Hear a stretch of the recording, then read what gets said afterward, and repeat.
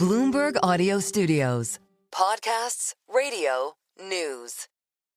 Then comparisons are being made to Liz Truss, but is this more Callaghan than Truss? Is this more 76 than 22? Possibly. What we are seeing in the UK, Guy, is a train wreck in slow motion. Welcome to the City of London. The City of London. The next station is Bank. Please mind the gap between the train and the platform. The financial heart of the country. The City. The City. Welcome to In the City. Stand clear of the doors, please. So, Dave, we're putting a bonus episode out today because there's been a lot of turmoil for UK assets. Now, this is probably not only a UK story, but they're definitely at the forefront of this global rout, sparked by, I guess, latest threats of tariffs and worries that inflation will remain elevated in the US for longer than expected. Absolutely. I mean, as I'm sitting here in New York and, there are echoes of a few years ago because the UK turmoil in the markets is breaking through. People in New York and around the world are asking what's going on with UK assets, why investors seem to be fleeing. We're seeing falls in stocks, falls in bonds and the pound at the same time. All of that adds up to a real lack of confidence in the UK as a place to invest. Yeah, and of course, the global bond sell-off is unnerving for many reasons, but of course, it changes expectations on government's fiscal operations. So we're bringing you the special episode, this emergency edition of In the City, to try and understand what it all means for the Chancellor Rachel Reeves. I'm Francine Lacroix in the London studio. And I'm David Merritt here in New York. And today we're discussing how the UK bond sell-off is putting Rachel Reeves' economic projects on the brink. And with us, Phil Aldrick, our senior reporter covering the UK economy, and of course, a regular on In the City. Phil, thank you so much for joining us. It's been a wild, wild week for UK assets. Why? That is the question. Why now? It's a bit of a quandary. I mean, obviously, what's been happening is, US bond markets have been moving. Donald Trump has been spooking people with tariffs. So there's this backdrop of sort of less certainty about the outlook. But and the UK has been most exposed of the major economies to that. We've seen this big increase in bond yields, so government borrowing costs are soaring, and the pound is falling, which is indicative of capital flight in the UK. So people are losing confidence in UK assets. So why is it happening now? It seems that people have, or why is it happening particularly to the UK? Investors seem to be sort of making a judgment that Reeves's budget isn't going to deliver what is necessary, both to put the debt on a sustainable footing and to bring inflation down. And so there seems to be this kind of this nervousness now about the outlook. But having said that, it seems a little unfair to put the UK right in the crosshairs of all this, given that we have a stable government. By comparison, you might say France looks like a bit of a basket case at the moment, and yet the UK is the one that's really getting it in the neck. Phil, I do remember the conversation we had when you came on after the budget, and I was struck at the time. You were pretty surprised at the scale of the tax rises and the spending. It blew through your expectations. And you said at the time, I remember clearly, we talked about this question about the headroom, and we talked about how there isn't really room for manoeuvre here if there's a bit of a shock. And of course, back then, we didn't know that Donald Trump was going to win the election, and yet it was a big possibility. And you said this is a risky budget. There's not room for manoeuvre. And lo, it came to pass. I mean, we've seen more turbulence in markets, and the UK has really copped it. I mean, I think you called it right, didn't you? I'll take that one. It may have been one of the few times I did. But the thing is, the headroom is very thin. It's the third smallest headroom that a chancellor has had since the OBR was set up in 2010. So is that her big mistake, do you think? Like, not trying to kind of put the country's finances on a more stable footing and fund public services, but she just didn't give herself enough room for manoeuvre in the world we're in now. I think that was clearly a risk, and OBR clearly flagged that risk in the budget in October. And I do think that was an error. I mean, if she had gone with the sort of more traditional levels of headroom, which would be 25 billion to 30 billion pounds, this is sort of pre-2019 levels, then this would not have eroded. She would have eroded half her headroom. She'd still have, enough to say, I can meet my fiscal rules. The whole point about the headroom is it's a buffer against unexpected shocks. If you leave yourself nothing, which is, this, as I say, it was the third slimmest headroom ever, then you are exposing your rules to movements in markets like this. And if you're saying that what you're trying to provide is fiscal stability on which you can then build your growth program, and you've created such a small buffer that you end up creating policy instability because nobody knows how you're going to fill this hole should markets move against you. You may have to raise taxes, you may have to do spending cuts.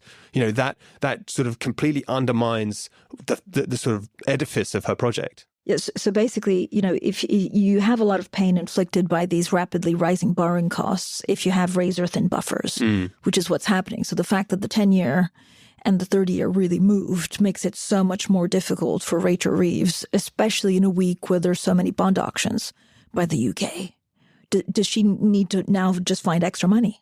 At the moment, she does. I mean, markets are fickle. It could all move back. And obviously, we did have a big move in just the days after the budget, actually. In fact, her entire headroom was wiped out within about 3 or 4 days. And then the markets came back and readjusted again. And she had much of her headroom was restored. And now they're going back again the other way, and they've taken away even more. So she's now effectively in deficit. She has made it very clear that her fiscal rules are non-negotiable. They're her ironclad fiscal rules. So she is going to have to, on March the 26th, if nothing else changes, when the fiscal update is presented by the OBR, she is going to have shown that she is repairing to some degree or replenishing the full 10 billion of headroom she had. And that will require tax rises, it'll require spending cuts, could require welfare cuts as well. But she's going to have to do something. At the moment, they're sort of indicating that there's the spending review coming in June, and the indication is that they'd rather do it through just trimming spending. I mean, as you're describing it there, Phil, we're talking about the kind of the buffeting of this government by the markets. And you've got a story out. And your first paragraph, you say 6 months into her job, her project is close to being in tatters. How did it go so wrong so quickly? They talked so much in the election campaign about stability, fixing the foundation of the economy. Is it external shocks here? Is it what's going on globally? Or is the blame really to be, do we need to point the finger really at her and her policies? I mean, there's a bit of both. But the reason why the project is, in deep trouble is because the entire project is based on growth generating the returns that will deliver the public finance, the improvement in public finances, so that basically the debt coming under control. Also, all of the money for public services. I mean, she did 40 billion of tax rises, which was the fundamental way in which we fixed the public services, and that's the goal. But then, because of the manifesto pledges that you couldn't just do broad-based tax rises, she's had to effectively put it all on business employer, through the payroll tax, which is then causing uncertainty and problems for business about how that then comes through the pipe. Will it come through in higher prices? So consumers will have to pay more, and that's inflationary. Will it come through in squeezing wages? I mean, there's been a combination of sort of missteps because it's not clear exactly why, but obviously there were traps set by the Tory party during the election, and then and then subsequent decisions that were made. But ultimately, if she doesn't get the growth, it's going to be very difficult to fix the public services, and all the pledges she's made on not putting taxes on working people, that may have to be broken in the worst case scenario. And so the project does begin to look like it can unravel. And I think it's a good reminder that the UK is a small open economy. And I think Mark Carney had said, it relies on the kindness of strangers. This is an economy that's extremely dependent because of the amount of debt on foreign buyers of gilt. Well, it's not just the debt, actually. It's also that we have a current account deficit, so our trade position. So just to pay our way in the world, we require a lot of money from foreign investors into the UK. So we've got this. I mean, in economics they talk about the twin deficit, the budget deficit and the current account deficit. So the government cannot finance itself without the kindness of strangers, those overseas investors, and just in general, like business and the way that the economy operates, it also needs that money from foreign investment as well. So if we spook those foreign investors, they either will take their money away or they'll say we want to charge us a bit of a premium, and that's what's happening now, because that's why we're seeing those borrowing costs going up. What's also struck me this week, Phil, is kind of what's going on in the real economy. We've had trading updates from some of the big bellwether retailers talking about Christmas, and it's this contrast, because a lot of them have said, haven't they, look, so we had not a bad performance Next, Marks and Spencer's sales up, but then they've had these very gloomy outlooks. They said, look, we're being piled on with extra costs from wages, from the national insurance hike, uncertainty in the future, and that has caused the share prices to take fright a bit. So is it underneath the hood of the economy, there's a lot of trepidation from business, and is that feeding through to people thinking, well, growth is going to be really challenging, and that makes Rachel Reeves' whole project much harder to achieve? Yeah, there's definitely a sentiment issue going on in the business world. I mean, in a way, I do look back to sort of post-Brexit, where there was absolute ridiculous level of uncertainty, and we've got a very small fraction of that level of uncertainty caused by all these mixed rises in the national living wage going up, and obviously what happened is that business learned to live with that uncertainty, and this will be much easier to learn to live with than Brexit. So I'm a bit cautious about the amount of damage that all this will ultimately do to the growth potential, but certainly businesses are saying that they're worried, and it's not helping sentiment. So Labour does have a growth strategy, which is this big investment plan and basically the reform agenda to get planning obstacles removed. Problem with that is there's a sort of temporal issue. You've got, in the short term, you've got all these tax rises coming through, which will inevitably have some kind of dampening effect on growth. But then the investment comes through later. So you then get the growth later on. And so the Office for Budget Responsibility is forecasting more optimistic growth trajectory towards the back end of the forecast. But in the short term, we're obviously facing this particular conundrum. And so markets are looking at what's happening immediately, and the budget forecasters are looking what's happening, what's longer term, and obviously the government has always been trying to think longer term. It's a question of whether they can get to that longer term thing without being completely disrupted by the market moves. Phil, as soon as you have big market moves, then the market it's also almost a self-fulfilling prophecy, right? And I know you wrote about the fact that you have these big move in borrowing costs in gilts, but also pounds. And so you just have to make sure that investors don't completely lose faith. There's been a lot written about the speed of the moves and the fact that it was a little bit like the Liz Truss mini budget. And that was like a horror show. Is the market much better placed now in terms of being strengthened since that budget? Or is it more like the 1970s debt crisis? Well, Martin Wheels, the former Bank of England rate setter, who's drawn this 1976 analogy when the UK went to the IMF for a $3.9 billion loan. Obviously, the issue here is whether markets are going to basically just turn against the UK entirely. I'd be cautious to say either scenario is the outlook at the moment, because we had huge short-term movements and they kind of catalyzed into massive catastrophes through the LDI crisis that we had. We're having smaller moves now. It's kind of orderly. I mean, I think Deutsche Bank have a note out there. The foreign exchange desk suggested, or they were saying that in a way, the fact that this is not an acute crisis like Liz Truss is kind of worse, because it's actually saying people are genuinely worried about some of the underlying dynamics in the UK economy. But it does mean that you can get this kind of chronic picture for the UK trajectory, which can then become a dominant narrative. But that's not as dangerous in terms of immediate risks as a kind of complete acute catastrophe overnight, which can absolutely, as we saw in 2022, destroy a premiership. Yeah, in some ways, are we still kind of living? I mean, after Rishi Sunak took over and Jeremy Hunt, they talked a lot about repairing the damage to Britain's reputation internationally from the trust debacle and, what was it called? The moron premium on UK bonds and all that. And that seemed to have worked. But is the revival of these questions, are we still kind of seeing the legacy of that shaking of the foundational belief that Britain is a good place to invest at the moment?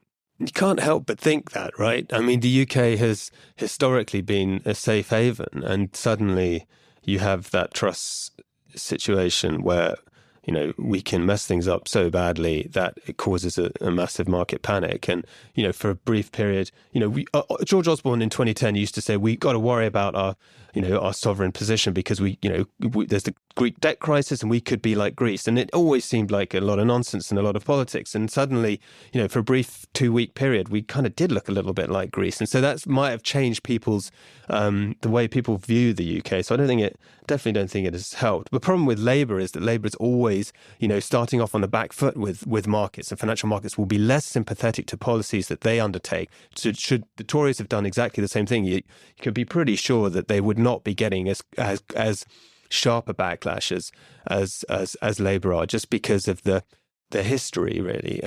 So it just does make life a little bit more difficult for Reeves and Co. So Phil, going forward, because of the market moves, basically this week, it basically wiped out the spending buffer of around £9.9 billion that Rachel Reeves has. If it continues, she'll have to find extra money. Do we have an emergency budget? Is it too soon to say? And if we do have something that she needs to do quickly, she's ruled out tax hikes. So does she just have to cut spending?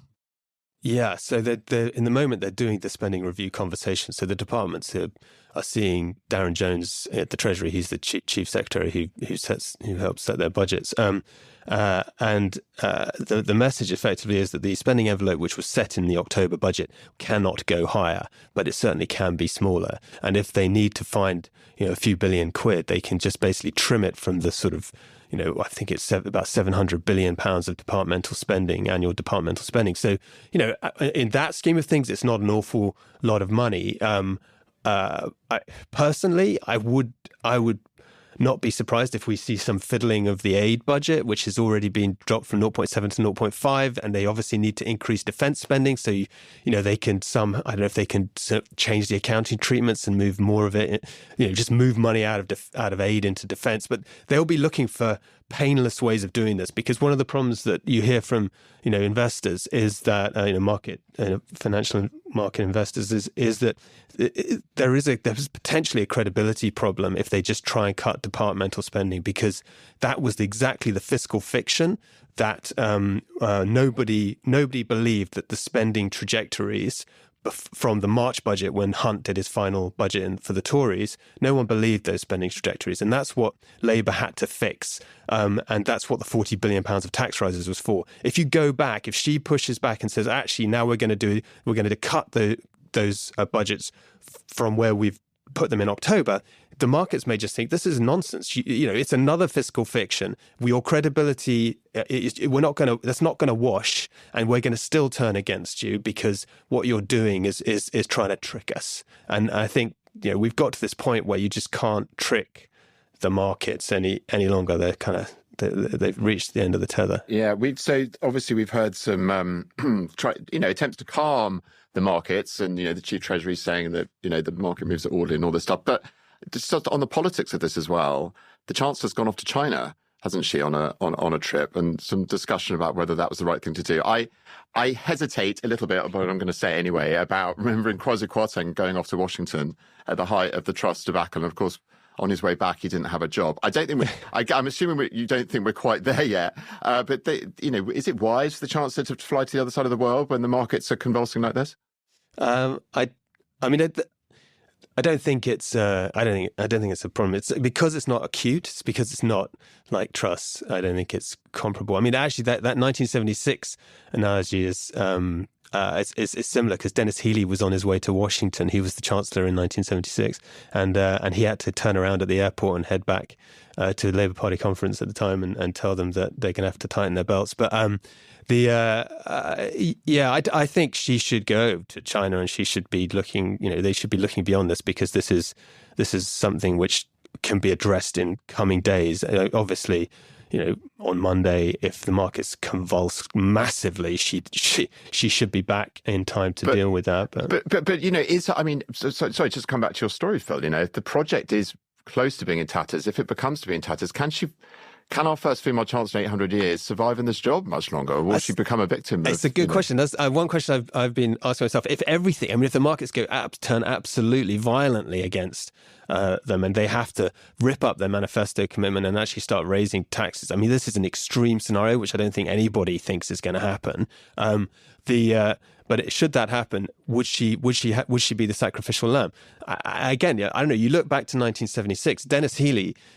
He survives as Chancellor for another 3 years. Labour doesn't have a track record of chopping and changing like the Tories do with their leaders. Several. How many chancellors it was? But who's there? Who would replace her? Yvette Cooper might be a reasonable choice. The others. Annalise Dodds was Keir Starmer's first choice for Chancellor in opposition, but he replaced her. Ed Miliband, obviously, he's a former Labour leader, so he potentially could do it. But it's not clear that there's anyone better than Rachel Reeves. Phil, thank you so much. Thanks very much. Thanks for listening to this bonus edition of the In the City podcast from Bloomberg. It was hosted by me, Francine Lacroix, with Dave Merritt. It was produced by Summer Sadi, production support from Moses Andam, and sound design by Blake Maples. Special thanks to Phil Aldrick. Please subscribe, rate, and review wherever you listen to podcasts.